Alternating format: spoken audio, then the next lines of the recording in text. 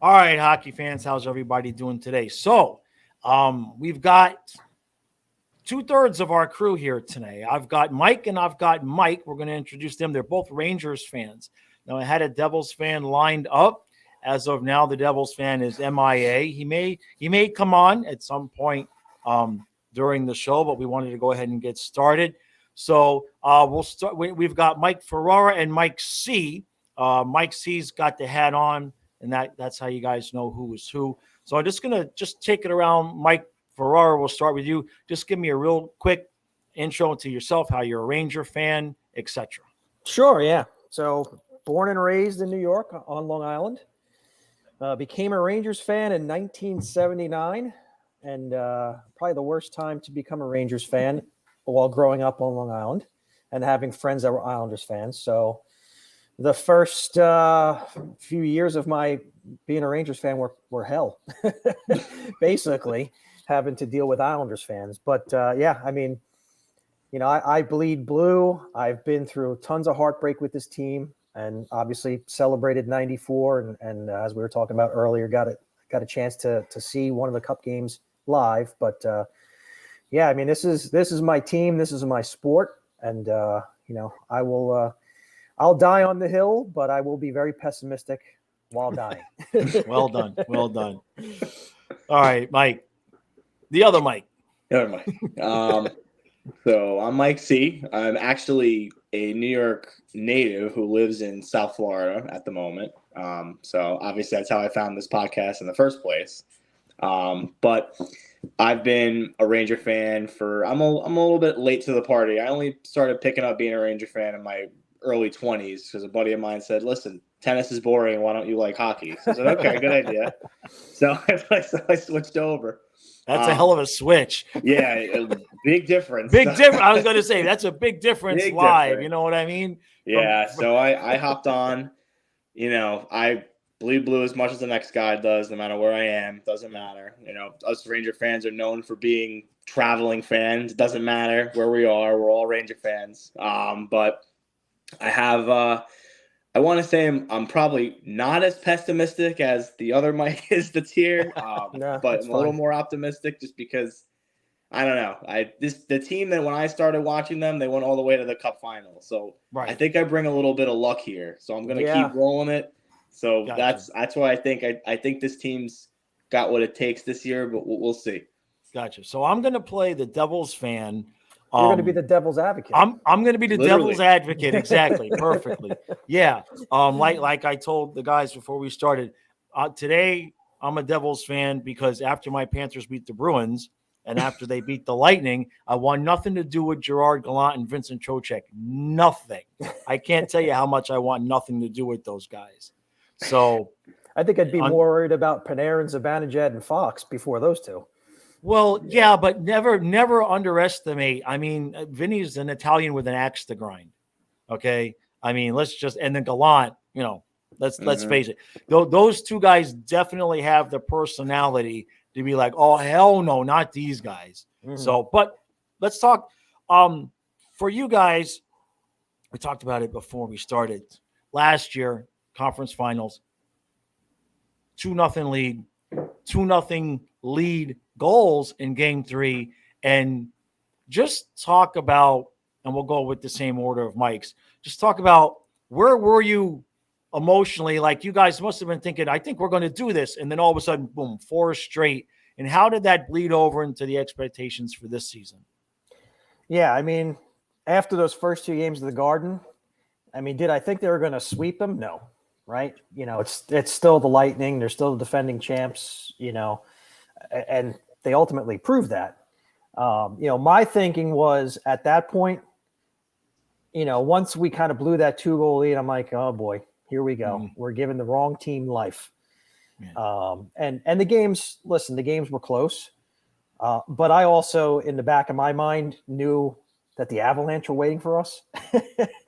And quite frankly, I mean, if they would have got to the Cup, I don't think they would have beat the Avalanche. I mean, that team was just on a mission. So I think in that respect, I was okay. And I looked at it as the season was a success, right? We didn't expect them to, I don't even know if I expect them to make the playoffs. We were talking about that earlier. But the fact that they made the playoffs, they made us sweat it out in round one, being down 3-1 and having to be on the edge of our seat into overtime in Game 7. But coming into this season, expectations were high, right? They have to be, because look what you did last year. And you essentially brought back the same team. I think actually upgraded, when you brought in Trocheck over Strome. To me, that's a huge upgrade, right? Trocheck plays with an edge. He could put the puck in the net. He could win faceoffs, which has been a huge problem for the Rangers for so long. So, expectations are super high for this year. So, I mean, that's kind of where I was at that point and where I am, this year. Gotcha. All right. The other mic. It's funny because you're Mike C and you've got a C right over your shoulder with whatever's on the wall. What do we got in that jersey? Is that Panarin? Yeah, it's a Panarin jersey. All right. I got Kreider. We got Kreider on today. Perfect pairing. But I'm the same as him. Being a Ranger fan as long as I have, which again, not as long as him, but this team was never going to make it easy. They just don't. I know they're up 2-0. I know they're winning 2-0 in the third game away, which was a huge thing for me too. I was like, listen, even if we went up 3-0 against this team away, I'm not putting them out. Like, I can't bet against this team ever. Like the Lightning, especially, like that's not the team I'm betting against. So no matter if we were up 4-0, 5-0, I'd say I don't care until that last third horn goes. I don't care. This team could turn off real quick for us, And eventually that's what happened. I think I was a little surprised. I thought, okay, they'll drop one game, they'll rally back and get the next one, and they'll go up 3-1, and then they'll do what they got to do. Probably go to 7, because that's in Ranger fashion. You can't win a series in less than 7. It's just the rules at this point. So I was pretty shocked. I thought they had it. I mean, Vasilevsky was letting them up, and I thought they were going to do it. But again, same as him, I was also pessimistic because I know Colorado was waiting, and that team. Yeah, nobody was beating that team. No. Obviously, no one was beating that team. So I just knew that, maybe we get out of this, but I don't see us taking Colorado. Right. So it's, it kind of shocked me. But at the same time, back-to-back Stanley Cup champions you're playing, like they know how to win those games. And it's, our team did not at the time. Maybe now they will, but at the time, too new, too young, weren't ready for it yet. Which that brings us to this current series, sort of like, and I think Mike touched on this, the Devils are sort of like that young, unexpected. They weren't expecting to be here. Like when multiple people did the playoff previews, I did not have the Devils in. It's been a great jump for them. But just talk a little bit about how you feel you guys' experience is going to help you in this series. And then what do you think can go wrong? What if the Devils beat you? What went wrong? So we'll start with Mike Ferraro. Yeah, I mean, you look at the Devils. I think they're similar in the way they're coming into this, having the lack of experience. But I think the Rangers last year, they were still, even though they were a young team, they were still more of a veteran team. Like when you look at some of the guys on the roster, like Mika and Kreider and Trouba and Panarin and so on. I mean, those guys have been around. The Devils don't necessarily have that roster this year. I know they brought in Andre Palat and, Dougie Hamilton's on there, but I don't know how much, relative playoff experience he has. Right. And Timo Meier, I guess you could say, with some of his, Sharks runs that he was on. But I think they actually have probably less experience coming in than the Rangers did last year. I think that plays a factor into it. But, as I mentioned earlier, the one thing that concerns me about the Devils is their speed. And if you've watched the Rangers, they tend to have problems with teams that have speed. And I don't know why that is, because they can play fast too. But for whatever reason, they have a tough time defending it. They get running around in their own zone, and then before you know it, it's 2-0. Right. So, that to me, that's probably the one factor that concerns me in this series is their speed, because I'm not afraid of their power play. I'm not afraid of Jack Hughes, as great as a season as he had, he can't win a face-off. He's terrible on face-offs. And, if he skates with his head down coming across the ice, we're not going to see too much more of him because that will happen. Trouba's done that several times. So that's where it could go wrong for me in this series is if they can't somehow control their speed and then capitalize on their opportunities, because that's basically what got the Rangers through the Hurricanes last year, right? I mean, right. They got outshot most of the games in the playoffs last year against the Canes, but they were able to. I mean, the Canes' goaltending was terrible last year, right? So, they were able to bury their chances. So if they can bury their chances, I would say Vanecek's an upgrade on what they faced against the Canes last year, but he's not Igor. So I guess, like I said, where I could see it going wrong is if they can't somehow figure out a way to negate the Devils' speed. I think the series can go sideways for them if they don't. Gotcha. Okay. All right. I think mainly for the Rangers, I agree with the speed is going to be a problem. Our guys defensively, at least, really struggle with trying to have gap control on speedy forwards. It's for some reason they can be as experienced as they are as defensemen, but for some reason they always struggle with the speedy hands guys. Besides Jacob Trouba, because he just puts you on the stretcher and doesn't even try to put a stick out, so that's fine. And I agree with the same point that one thing that the Devils are going to do this series, and they'll probably learn very quickly, is that they're not going to be able to have as much open ice as they think they have. And the Devils is one of those teams rather that if you give them open ice, they're going to make you pay for it. But the thing is, playoffs, we all know that the ice it feels like it shrinks by 100 feet. So now there's, you have no room to breathe, no room to make those passing plays. And the Rangers, and realistically, the only thing that's going to make them struggle, or if they lose this series, is if their power play goes cold. Yep. Okay. That's going to be a huge thing because their power play, I think they're 7th in the league on the power play, 13th on the penalty kill. So they got pretty decent stats there, the middle of the pack on the penalty kill. But as far as the power play, that's got to cash in every time you get it. Yep. Every time you get it, it's got to cash in. And if it's not going to cash in or it goes cold, I don't know if they're going to win the 5-on-5 as far as speed. Gotcha. Yeah, that's the thing that concerns me too with their power play. And this is something I looked at, I think, last week. So Mika obviously was having a season on the power play, right? Yep. I think he finished with 19 goals, 19 power play goals. Wow. He had 18 of those prior to Patrick Kane joining the team. Now he doesn't. So when Kane, and he's had one since. Now when Kane joined the team, they bumped him up to PP1 and they moved Mika to the bumper. To me, that is a waste because he's not going to do anything in the bumper, right? Something similar-esque, something similar happened with my Panthers last year when, but it was a little bit different when we got Giroux, because we got Giroux and at the same time Ekblad got hurt. So the power play had been ripping, and then all of a sudden they moved everybody around because they had to replace Ekblad, and at the same time they forced Giroux in there, and he had no chemistry with anybody.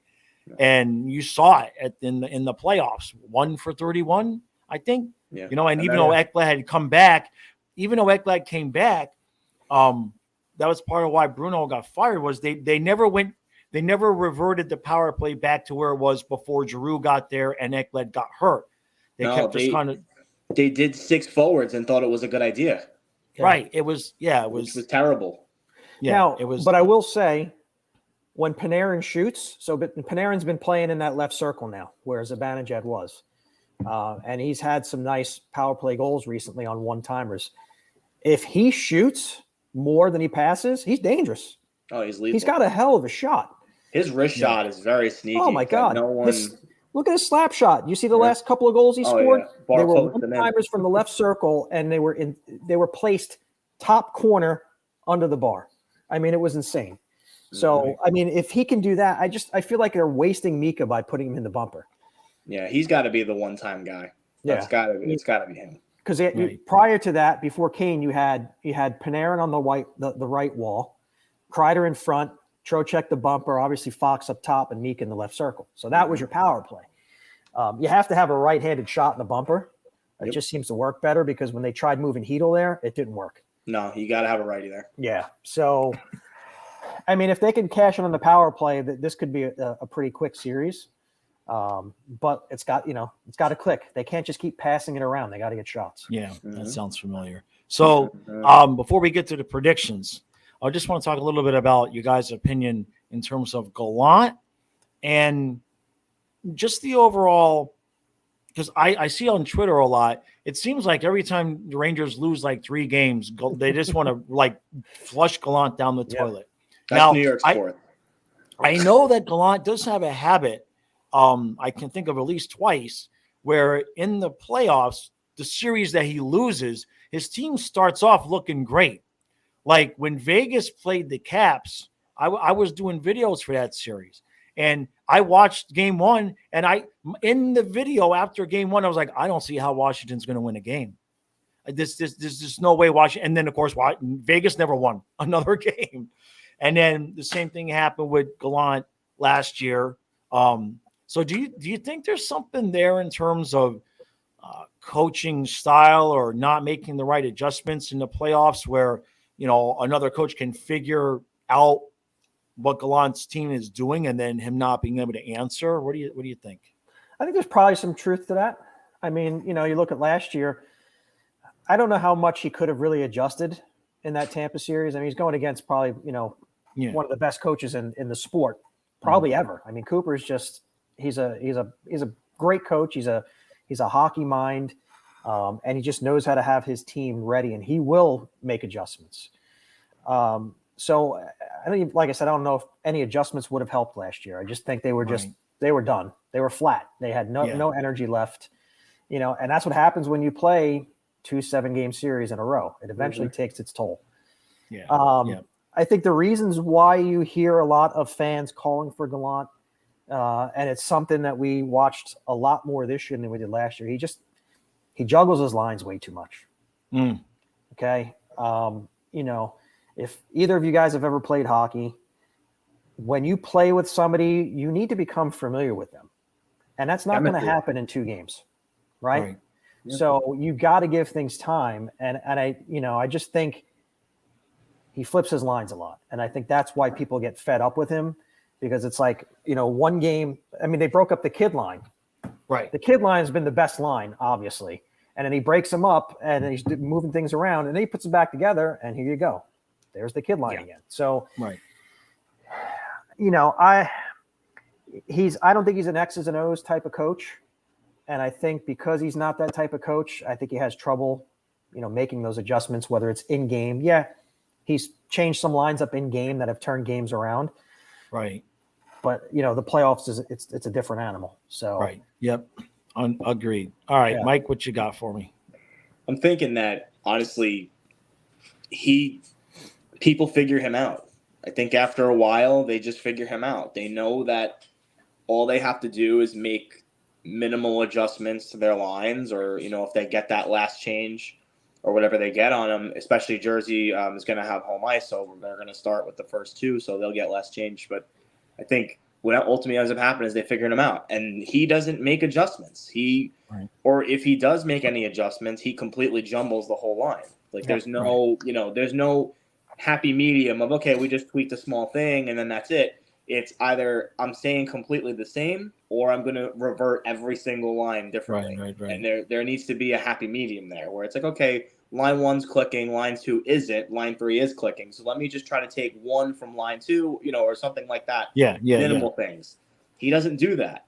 He also doesn't really try to change their style. He doesn't try to implement a certain type of play. So if we know that the Devils are going to play a speed game, you want to get them in low, dump, win the board battles, and go low to high.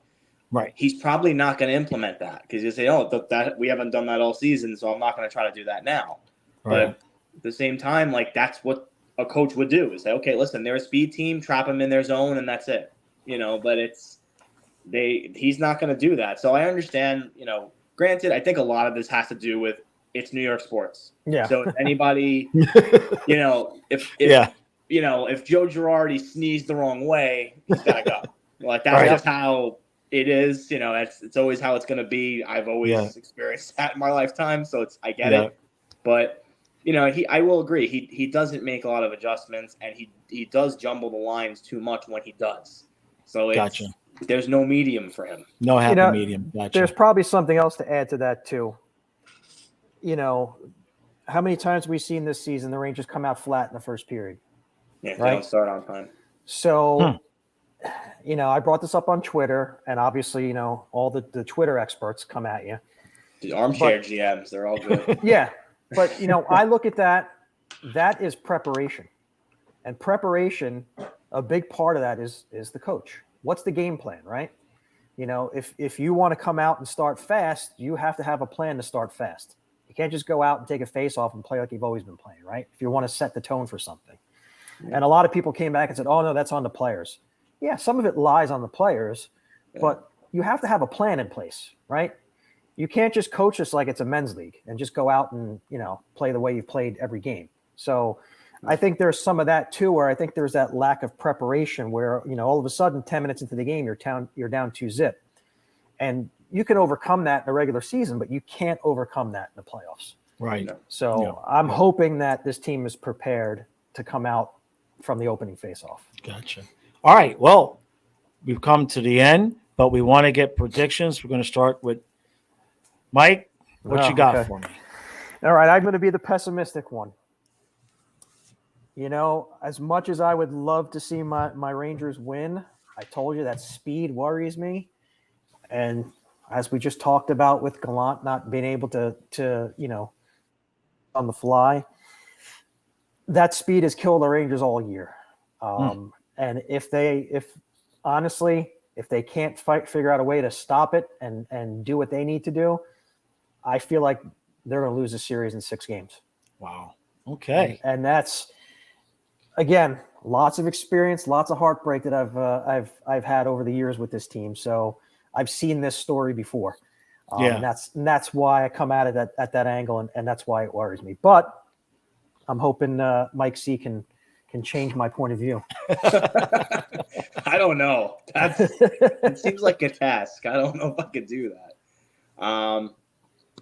I think ultimately the players themselves, and in reality, we have experience at every end of the ice that they don't have. We have more defensive experience in the playoffs. We have more forward experience in the playoffs. We have more goaltending experience in the playoffs. We have more coaching experience in the playoffs. So we have. I don't know about that. Lindy's been to a cup. Lindy has. I agree. Yeah.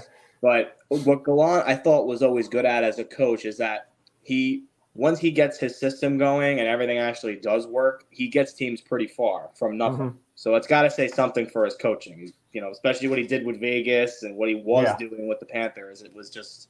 He was winning. He was trying his best to win. Yep. So I think he's going to do it. I think ultimately we're going to smother them. They're not going to be able to make the pretty plays that they're scoring or their goals on. It's not going to happen. If they do get the good look, we have a Vezina caliber goalie in net. So, if it does squeak through. So I'm going to say Rangers in 5. Rangers in 5. So I don't think they're gonna get anything going against us. So they're gonna win it in New Jersey. All right. I think they're gonna win in New Jersey, and then they're gonna have to make sure that the entire bus is bulletproof on the way home. They don't have to worry about that. There's only five Devils fans anyway. So okay, fair. So that's the one thing that, to me, I think the Rangers are going to win this series. I think they're going to take it in 6. To me, the equalizer is Shesterkin, and you know the other part to it is that I know you guys are thinking Gallant won't make the adjustments and everything, but being that with that speed and the kind of the style that the Devils like to play, very Panther-esque from last year, Gallant might be stubborn, but he's not stupid, and Tampa Bay put a perfect template of how to stop that offense on film right there for everybody Yeah. to see. Okay. Yeah. So much so that the dude that had that system is now assistant coach at the team Gallant's getting ready to play. So I think people change in their old age. They start to get softer. They start to learn. And Gallant has had disappointment after disappointment after disappointment. And he's moved around. He's been moved around a lot. And like we were saying before the video, you guys kind of think that if Rangers lose this one, he's going to be kaputs. I have a feeling he might feel that, and he might surprise you guys and implement. He's not going to change during the series, but he might just come out with just a little bit of a different approach, because I think at the bottom of it, the dude just wants to win, and he wants to be the guy that made the call or made the change or made the adjustment that got them to win. So I think they're going to take it in 6, and I know that that's not good news for Canes fans, because I know Canes fans probably love to avoid the Rangers. They gotta beat You're the Islanders assuming they first. beat the Islanders. Yeah, that's I'm not an easy I'm task. not even a little bit worried about that. I don't know. I totally disrespect the Islanders. I didn't even have one Islander fan reach out to me, so they don't even get a say. Oh my God. Well, there is only one Islander fan, so the Devils yeah. actually have Yeah. more fans. But that's So, besides the point. yeah. All right, guys. Really appreciate you guys taking time out of your Sunday afternoon to join me. It's hopefully our Devils fan is okay. Either it was a miscommunication or maybe he had something come up last minute, but that's okay. We pulled it off, and this was really, really good. Appreciate you guys coming out. And if you guys advance, we'll do it this again at the Do it start again. of the next one. Yeah, Well, absolutely. we have to. It's So- luck at that point. Yeah, We have to do yeah. the same exact thing in the Exactly. same exact spot, wearing the same exact thing. right. That's Until the you rule. guys play the Panthers, then I'm ghosting you. Don't put me in that situation. Yeah. All right, guys. Enjoy the rest of your day. We'll talk again soon.